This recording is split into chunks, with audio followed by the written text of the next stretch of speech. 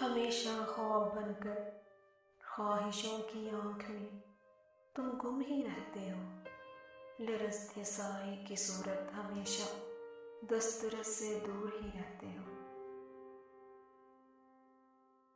कभी तुम सामने आओ, तुम्हें वो खौफ दिखलाऊं कि जो ख्वाबों के टूट जाने पर किसी की मुर्दा आँखों से टपकता है। तुम्हें समझाऊं दीवारों से बातें कैसे होती हैं, कोई भी बात जो होती नहीं वो किस कदर तकलीफ देती है।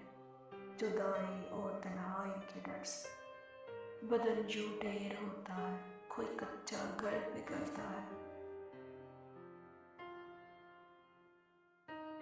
सुनो, जब भी उदासी कद से बढ़ जाए तो पस्ती का बहुत एहसास होता है।